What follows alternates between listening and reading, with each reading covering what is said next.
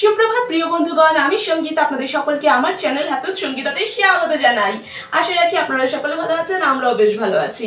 আজ হলো 17 সেপ্টেম্বর মঙ্গলবার। আজ হলো শুভ বিশ্বকর্মা পূজা। শুভ বিশ্বকর্মা পূজা উপলক্ষে আমার সকল মিষ্টি মিষ্টি বন্ধুদেরকে আন্তরিক শুভেচ্ছা ও প্রীতি ভালোবাসা জানিয়ে সকাল 9:30 হইতে আমি আমার ব্লগটা স্টার্ট করে দিলাম। তো বন্ধুরা, গতকাল রাতে একেবারে কাহিল হয়ে পড়েছিলাম। আপনাদের সাথে হয়তো ব্লগের মাধ্যমে আমি ঠিক করে কথা বলে উঠতে পারিনি, প্লিজ কিছু মনে করবেন না। আজকে সকাল সকাল ঘুম থেকে উঠে ফ্রেশ হয়ে খানিকটা যোগা করেছি, জানেন তো, বেশ অনেকক্ষণই যোগা করেছি। দেন গ্রিন টি উপভোগ করে সরাসরি চলে এসেছিলাম কিচেনে। আজকে কিন্তু একেবারে ডায়েট কন্ট্রোল করিনি, নো ডায়েট কন্ট্রোল।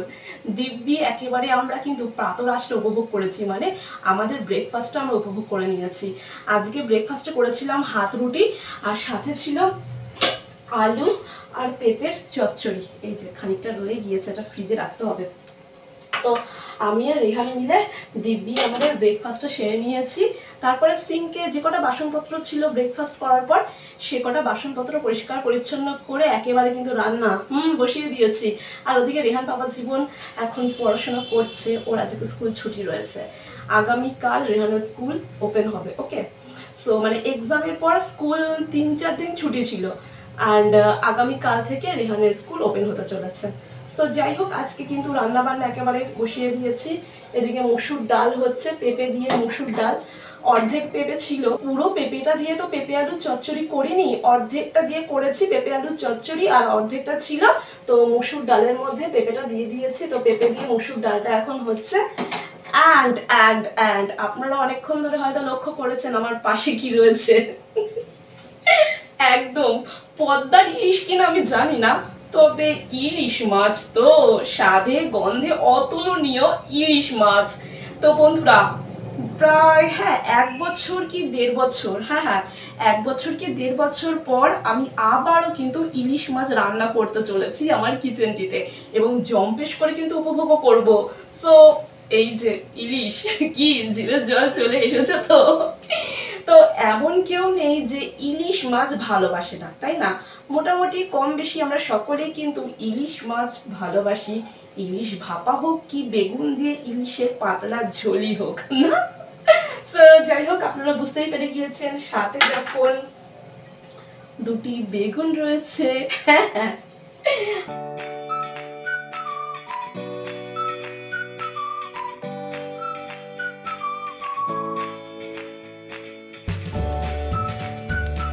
আজকে বেগুন দিয়ে ইলিশ মাছের পাতলা ঝোল করব। ওকে, সো পুরো ইলিশ মাছটা রান্না করব না, কিছুটা করব, কিছুটা রেখে দেবো, পরে একদিন ভাপা করব। ওকে, সো যাই হোক, কচুর শাক যদি থাকতো ভালো হতো, জানেন তো, মাছের মাথাটা কাজে লেগে যেত। যাই হোক, মাছের মাথা, লেজা, গাদা এগুলো রেখে দিচ্ছি। ওকে, অ্যান্ড আমি আর রেহান তো খাবো। ওকে, সো রেহানকে খাওয়াতে গেলে প্রচুর হ্যাপা আছে। তো যাই হোক, তো চলুন কিছুটা মাছ রেখে দিই, পরে সর্ষে ইলিশ করব বা ইলিশ মাছের ভাপাও করতে পারি। ওকে, অ্যান্ড গুনে গুনে রান্না করছি। আমার 2 পিস দুবেলা, আর রেহান একবেলাই নি। ওবেলা খাবে কিনা বুঝতে পারছি না, একবেলা তো আগে খাওয়াই ওকে। ওকে ওকে, আমার 3 পিসই থাক। ওকে, বেশ অনেক বছর পর ইলিশ মাছ খাচ্ছি, আমার ফেভারিট ইলিশ মাছ। আর এই পেটির ইলিশ থাকলে তো আর কোনো কথাই হবে না, বাট ডিম থাকলে ভালো হতো, ডিম বিহীন। তো যাই হোক, পেয়েছি তো। তো চলুন রান্না বান্না স্টার্ট করে দিই। ওকে, ডালটাও প্রায় হয়ে এসেছে। ডালটা হয়ে এসেছে, তো এগুলো ফ্রিজে রেখে দিই। ওকে, যেদিনকে রান্না করবো নিশ্চয়ই আপনাদের সাথে রেসিপিটা শেয়ার করবো। ওকে,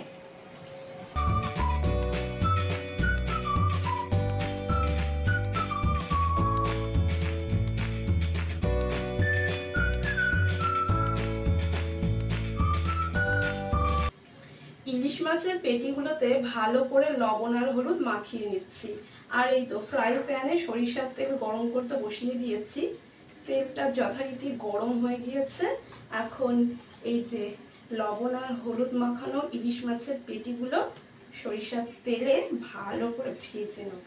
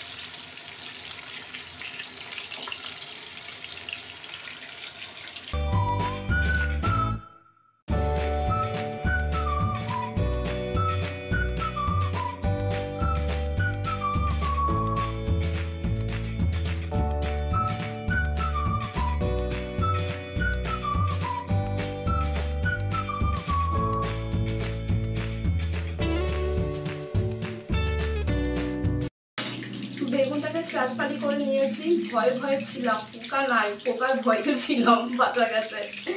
আর এখানে 4-5 টুকরো আলু কেটে নিয়েছি রেহানের জন্য, রেহানের আবার আলু ছাড়া চলবে না। ওকে, তো মাছটা আমার ভাজা হয়ে গেছে।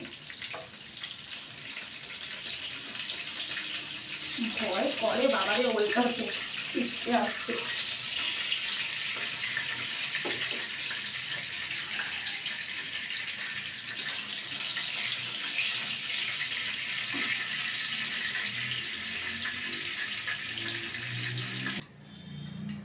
আলুটাকেও ফ্রাই করে নিচ্ছি।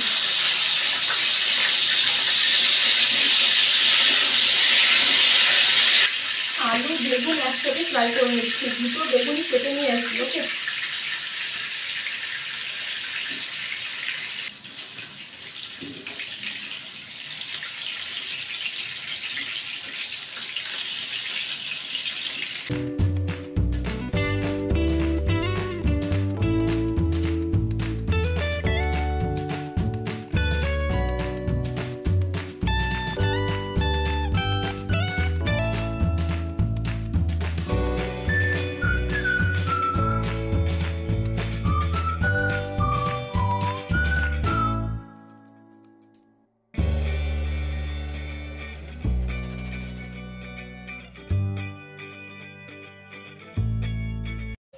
কদিন যা ঝাঁপিয়ে বৃষ্টি হলো, চারিদিকে একেবারে অন্ধকারচ্ছন্ন হয়ে পড়েছিল।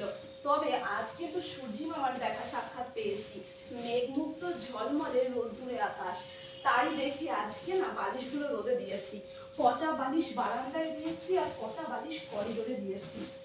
বিছানা পত্রগুলো একটু ঝাঁপোছ করে নিচ্ছি, তারপর ঘরটাকে ঝাড় দিয়ে মুছে নেবো। পাশের বেডরুমটা ঝাড় দিতে হবে।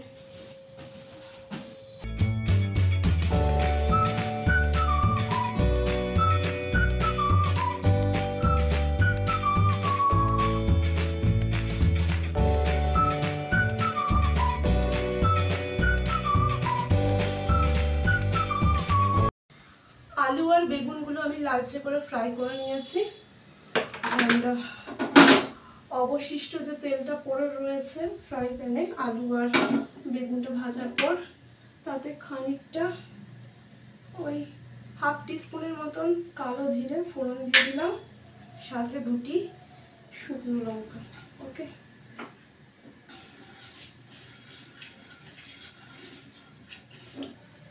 আর এই যে চেরা কাঁচা লঙ্কা দিয়ে দিচ্ছি 4টে।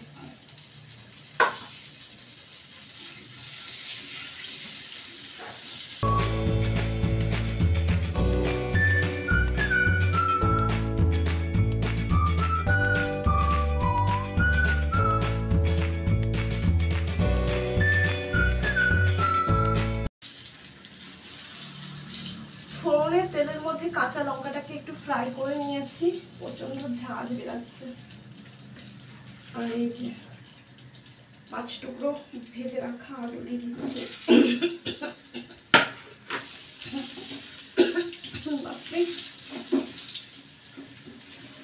এবার উষ্ণ গরম জল দিয়ে দিচ্ছি।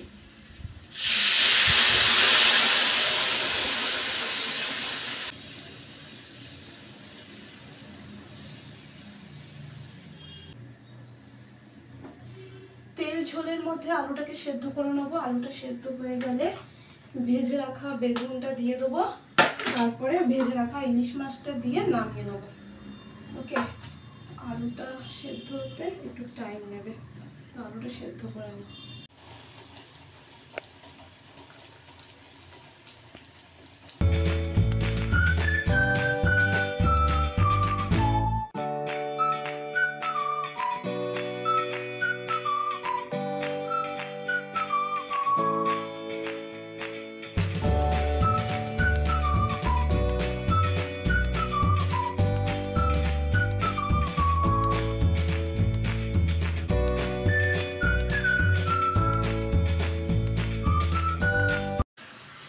তেল ঝোলে আলুটা সেদ্ধ হয়ে গিয়েছে। আমি এক্সট্রা করে আর হলুদ গুঁড়ো বা লঙ্কা গুঁড়ো অ্যাড করলাম না, কারণ ইলিশ মাছে না বেশি তেল মশলা ভালো লাগে না। এখন স্বাদ মতন লবণটা দিয়ে দেবো। ওকে,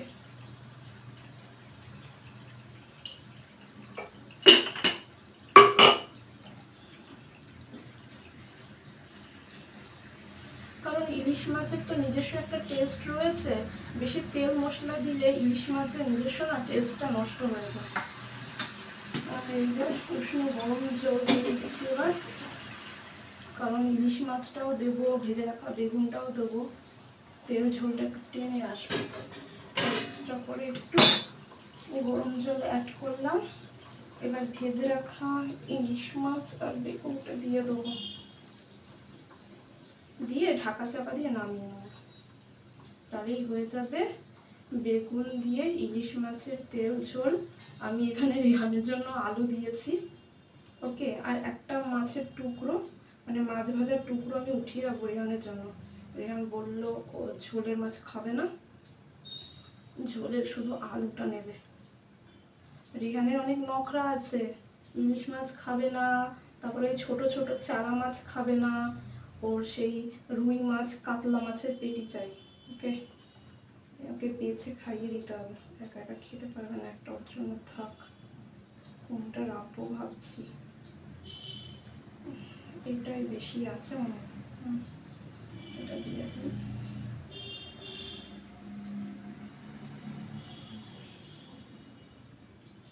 রিহানকে খাইয়ে দিই। আর আমি এদিকে রান্না করতে করতে কিন্তু ঘর দর পরিষ্কার পরিচ্ছন্ন করে ফেলেছি বন্ধুরা। রান্নাঘরে পড়ে থাকলে হবে না, বেলা অনেক হয়ে গেছে। ওদিকে ঘর দুয়ার পরিষ্কার পরিচ্ছন্ন করে দিয়েছি, মানে ঝাড়পোছ করে ফেলেছি, ওকে। অ্যান্ড বেডশিটটাও চেঞ্জ করেছি আজকে। কয়েকটা জামা কাপড় আছে, সেগুলি কাচতে হবে। বারান্দার অবস্থা শোচনীয়, এই কদিন বৃষ্টি হয়েছে না, বারান্দার টবের মাটিগুলো কি আর বলবো আপনাদেরকে, একেবারে সেই কাদা কাদা হয়ে আছে বারান্দাটা। আজকে বারান্দাটা পরিষ্কার করব, ভাবছি আগে খেয়ে নেবো। আমার খিদে পাচ্ছে, আর বিশেষ করে না ইলিশ মাছ দেখে আমার লোভ লাগছে। সত্যি কথা বলছি, জিভের জল আটকে রাখতে পারছি না বন্ধুরা। তো রেহানকে খাইয়ে দিয়ে তারপরে আমি খাবো, তারপরে বারান্দা পরিষ্কার করব, জামা কাপড় কাচবো, তারপর স্নান করব, দেন লম্বা টান ঘুম, ওকে। আর ভাত হয়ে গিয়েছে, আজকে দেরাদুন রাইস করেছে, একদমই ইলিশ মাছের ঝোল দিয়ে দেরাদুন রাইস যদি না খাই তাহলে আর কি খেলাম বলুন তো। ওই মোটা মিনিকেট চাল না ইলিশ মাছ দিয়ে জমবে না, তাই দেরাদুন রাইস আমি করে ফেলেছি। তো এখন রেহানকে খাইয়ে দিই। হ্যাঁ, দুটো আলু তুলে, একটু ঝোলটা ফুটে উঠলে দুটো আলু তুলে রেহানের মাছ নিয়ে নিয়েছি, ইলিশ মাছ ভাজা, ডাল রয়েছে, ব্যাস ওকে আমি খাইয়ে দেবো, নাহলে ওই কাঁটা মাছ বাঁচতে পারবে না। চলুন বন্ধুরা। তো বন্ধুরা, এদিকে আমার রান্না বান্না কমপ্লিট হয়ে গিয়েছে, আর ওদিকে কিন্তু রেহান বাবা জীবনকে ইলিশ মাছের কাঁটা বেছে একেবারে খাইয়ে দিয়েছি। আমি একেবারে নিশ্চিন্তে এবার আমার আহারাদিটা সেরে নেবো। প্রচন্ড খিদে পাচ্ছে, আর বিশেষ করে বুঝতেই পেরে গিয়েছেন ইলিশ মাছের গন্ধে পুরো গোড় ম করছে, আমি আর আমার জিভকে কন্ট্রোল করতে পারছি না। আগে আহারা দিই, তারপরে বাদবাকি কাজ, ওকে।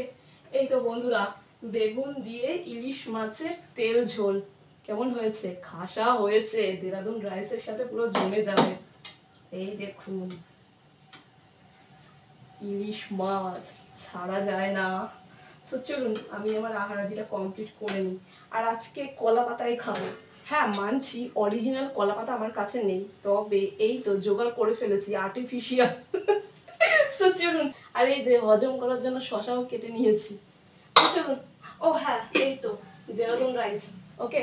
দাঁড়ান এক ঝলকে আপনাদেরকে দেখিয়ে দিই ভালো করে। এই যে বেগুন দিয়ে ইলিশ মাছের তেল ঝোল, খাসা হয়েছে, মাছের রাজা ইলিশ মাছ। প্রায় এক যুগ পর ইলিশ মাছ খাচ্ছি আজকে আমি, এখনো খাইনি, খাবো। তো বেগুনগুলো কিন্তু তরতাজা রয়েছে, আর সাথে এই যে মসুর ডাল পেঁপে দিয়ে, আর দেরাদুন রাইস, খাসা পুরো, তাই না?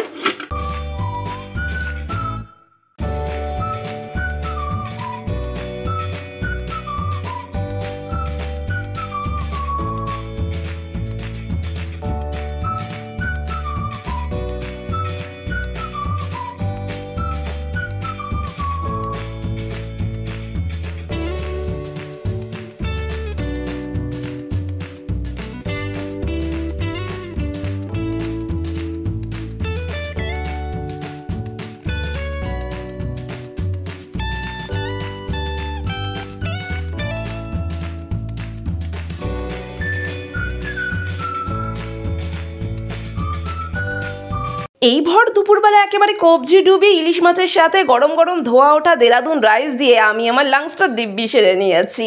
আর রান্না করার পর সিঙ্কে যে কটা বাসনপত্র পড়েছিল সমস্ত বাসনগুলো মেজে ধুয়ে পরিষ্কার করে যথাস্থানে রেখে দিয়েছি।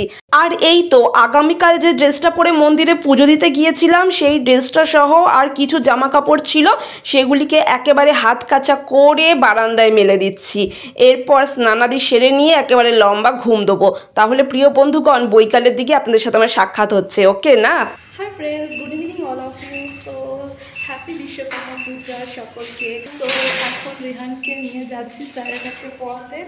আর দীর্ঘদিন বাদে আজ আমি চলেছি জিমে। তাহলে চলুন বন্ধুরা, বাইরে বেরিয়ে আপনাদের সাথে আমি কথা বলছি।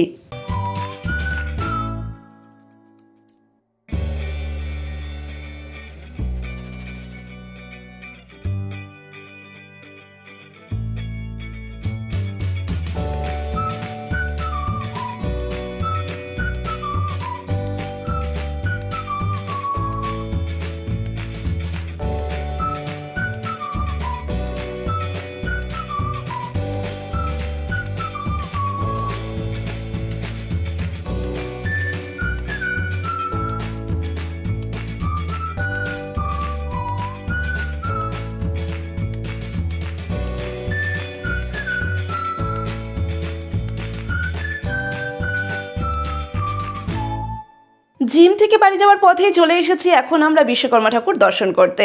আসুন বন্ধুরা, আমরা সকলে মিলে বিশ্বকর্মা ঠাকুর দর্শন করি এবং ঈশ্বরের কাছে করজোড়ে প্রার্থনা করি ঈশ্বর যেন সকলকে ভালো রাখেন, সুস্থ রাখেন এবং আনন্দে রাখেন।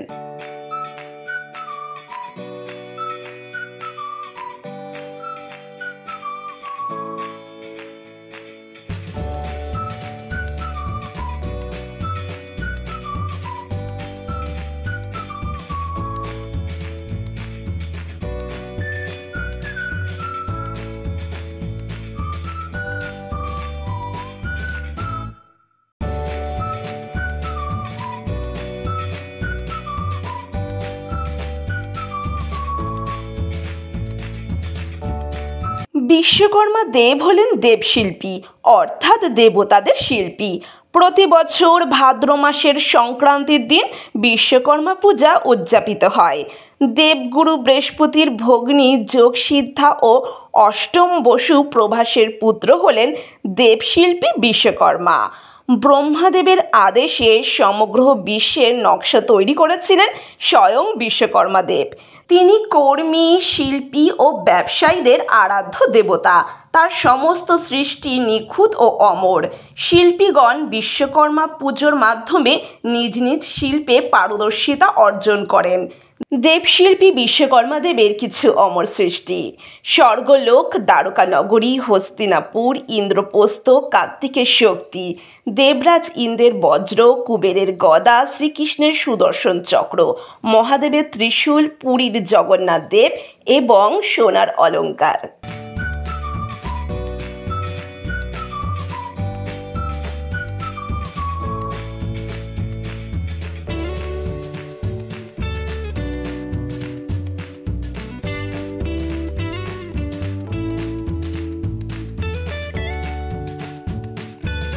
আজ বিশ্বকর্মা দেবের পুজোর দিনটিতে বিশ্বকর্মা ঠাকুরের দর্শন করে এখন সরাসরি চলে এসেছি আমাদের সিঙ্গুরের বাজার কলকাতার শপিং মলটিতে। আসুন বন্ধুরা, এক নজরে দেখে নেওয়া যাক এবার দুর্গাপূজার কী কী কালেকশন রয়েছে আমাদের সিঙ্গুরের বাজার কলকাতার এই শপিং মলটিতে।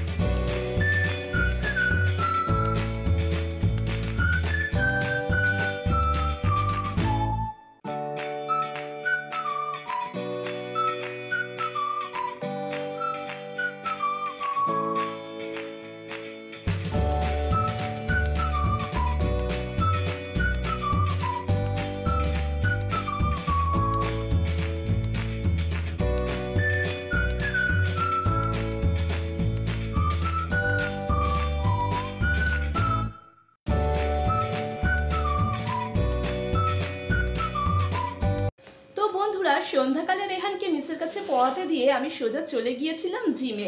আর জিম থেকে ফেরার পথে আমরা সকলে মিলে চলে গিয়েছিলাম আমাদের সিঙ্গুরের ইলেকট্রিক অফিসটিতে। প্রতি বছরের ন্যায় এবছরও বিশ্বকর্মা পুজোর দিনটিতে আমাদের সিঙ্গুরের ইলেকট্রিক অফিসটিতে দুটো বিশ্বকর্মা ঠাকুর পুজো হচ্ছে। তাই তো আমরা বিশ্বকর্মা ঠাকুর দর্শন করতে চলে গিয়েছিলাম আমাদের সিঙ্গুরের ইলেকট্রিক অফিসটিতে। সেখানে বিশ্বকর্মা ঠাকুর দর্শন করে কয়েকটা সেলফি তুলে তারপর সোজা চলে গিয়েছিলাম কোথায় বলুন তো? একদমই ঠিকই ধরেছেন, সামনেই তো পূজা। পূজার বাজার কি আমরা করব না? না না, একদমই করব না। এবছর পুজোর বাজার সেরকম একটা হবে না আমাদের। তবে কি না, রেগুলার ওয়্যারের জন্য টপ কিনতে গিয়েছিলাম। তো বাজার কলকাতাতে না রেগুলার ওয়্যারের টপ বিশেষ আমি ভালো দেখতে পেলাম না। তবে কি না, হ্যাঁ হ্যাঁ ঠিকই ধরেছেন, আমি শপিং মলে যাব বাট শপিং করব না এটা তো হতেই পারে না।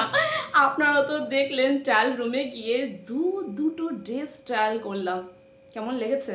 ভালো লেগেছে নিশ্চয়ই, আমার ভীষণ ভালো লেগেছে। কোনটা নিয়েছি বলুন তো? আজকে দেখাবো না, এই দেখুন। আজকে দেখাচ্ছি না, ওকে আগামীকাল দেখাবো। কারণ অনেকক্ষণ হয়েছে বাড়িতে ফিরে এসেছি, এসে বাবাকে ফোন করলাম, মাকে ফোন করলাম, তারপরে এদিক ওদিক বন্ধুবান্ধব রয়েছে তাদেরকে একটু ফোন করছি।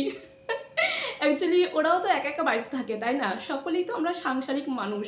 আমি নয় জিমে যাই, আমার অধিকাংশ বন্ধুবান্ধব রয়েছে যারা কিনা জিমে যায় না, কারণ তাদের এলাকাটিতে জিম নেই। ওকে, তারা সবসময় ঘরের সাংসারিক কাজের মধ্যেই ব্যস্ত থাকে, সেরকম একটা বিশেষ বাইরেও বেরোয় না, কারণ তাদের এলাকায় বিশেষ কোনো দোকানপাটও নেই। ওকে, তারা বেশ অনেকটা দূরে থাকে। সো যাই হোক, তো বন্ধুবান্ধব হয়ে বন্ধুবান্ধবের খবর নেব না সেটা তো হতেই পারে না, তাই নয় কি? তো যাই হোক, তাদেরকে একটু ফোন করলাম, আমার ক্লোজ ফ্রেন্ডদেরকে একটু ফোন করলাম, ভিডিও কলের মাধ্যমে দেখা সাক্ষাৎ করলাম, বেশ অনেকক্ষণ টাইম চলে গিয়েছে। আর হ্যাঁ, বাজার কলকাতা থেকে শপিং করে ফেরার পথে এই যে রুটি নিয়ে এসেছি রেহানের জন্য। রেহান রুটি খাবে, আমি তো ভাত খাবো ইলিশ মাছ দিয়ে। রেহানকে অনেক কষ্ট করে ইলিশ মাছ খাইয়েছি দুপুরবেলা, ও রাতে ইলিশ মাছ আর খাবে না। ওর জন্য একটা ডিমের পোচ আর একটু আলু ভেজে দেবো, তাই দিয়ে ও রুটি খেয়ে নেবে। আর আমি জম্পেশ করে ইলিশ মাছ দিয়ে ভাত খাবো, কারণ আমি ভেতো বাঙালি। অ্যাকচুয়ালি বন্ধুরা জানেন তো, ওই সকালের দিকে জল খাবারে রুটি হলে ইস ওকে ফাইন, আমি খেয়ে নিই। বাট রাতের বেলা না, ওই ডিনারে রুটি আমার চলে না। ভাত ছাড়া আমি কিছুই খেতে পারি না রাত্রেবেলা, নইলে আমার ঘুম আসে না। ওকে, কারণ ওই তো আমি ভেতো বাঙালি, মাছে ভাতে আমি ভেতো বাঙালি। ওকে, আর যেহেতু ইলিশ মাছ রান্না করেছি সেহেতু জম্পেশ করে কবজি ডুবিয়ে ভাত আর ইলিশ মাছ দিয়ে পুরোপুরি জমে যাবে আজকের ডিনারটা, তাই নয় কি? সো যাই হোক, আপনারা হয়তো ভাবছেন সঙ্গীতা এত কথা বলছে, তার মধ্যে তো শপিংটা দেখিয়ে দিতে পারতো কি কেনাকাটা করেছে। না না, একটু ধৈর্য ধরুন না, আগামীকালের ব্লগের মাধ্যমে আপনাদের সাথে আমি নিশ্চয়ই শেয়ার করব আমি কি শপিং করলাম। ওকে, কি শপিং করেছি না কি শপিং করেছি। ওকে, অ্যাকচুয়ালি বললাম তো ওই জিমের জন্য টি শার্ট নিতে গিয়েছিলাম, আর টি শার্ট আমার একটাও পছন্দ হয়নি। ওকে, অ্যাকচুয়ালি রেগুলার ওয়্যারে জিমে আমরা যারা যাই তাদের না রেগুলার ওয়্যারে টি শার্ট লাগে জিমে। ঘেমে যাই তো, ঘেমে নিয়ে একেবারে অবস্থা খারাপ হয়ে যায় টি শার্টগুলো। এগুলোকে এখন ওয়াশ করব, ভেজা থাকবে, এবার শুকোবে কি শুকোবে না। ওকে, অনেক হ্যাপা আছে। 3-4টে টি শার্ট থাকলে নিশ্চিন্তে মানে পরা যায়, তাই নয় কি? সো আমি গিয়েছিলাম যে কাজে, সেই কাজটা আমার হয়নি, বাট আকাম করে নিয়ে এসেছি। ওই যে আমি আপনাদেরকে বললাম না ফার্স্টেই, যে আমি শপিং মলে শপিং করতে যাব অথচ কিছু কেনাকাটা করে নিয়ে আসবো না, এটা তো হতেই পারে না। আমার মা সবসময় আমাকে বলে যে আকাম করতে একেবারে ওস্তাদ আমি। এটা যে বাঙালদের ভাষা আকাম। ওকে, মানে ওই যে বলে না, মানে মানে কি বলে বলুন তো বাংলায়, মানে শুদ্ধ বাংলায় কি বলে? আমরা মানে ওপার বাংলার মানুষ তো, তাই আকাম বলি। ওকে, মানে এটা করা উচিত ছিল না, এটা কেনা মানে না কিনলেও হতো জিনিসটা, তবুও কিনে নিয়ে এসেছি। ফালতু ফালতু পয়সা খরচা, ফালতু ফালতু ঘরে গ্যাঞ্জাম বাড়ানো, আমার মা বলে আকাম। ওকে, মানে আমরা বলি, মাও বলে, আমরাও সকলেই বলি আকাম আকাম। ওকে, সো যাই হোক বন্ধুরা, তো আপনাদের সকলকে আরও একবার শুভ বিশ্বকর্মা পুজো উপলক্ষে আন্তরিক শুভেচ্ছা ও প্রীতি ভালোবাসা জানিয়ে আজকের ব্লগটি আমি এখানেই সমাপ্ত করলাম। ঘড়িতে বেজে গিয়েছে প্রায় রাত্রি 9টা, আর একটু বাদেই রেহান মিসের কাছ থেকে পড়ে বাড়ি ফিরে আসবে। তার আগে আমাকে আলু ভাজতে হবে, ডিমের পোচ করতে হবে, রেহানের ডিনার রেডি করতে হবে, নইলে কিন্তু একেবারে আমাকে বলে দিয়েছে দুপুরবেলা, এখন ইলিশ মাছ খাইয়েছো, রাতে আমি ইলিশ মাছ কিন্তু খাবো না, বলে দিলাম। ওকে, খেতে হবে না।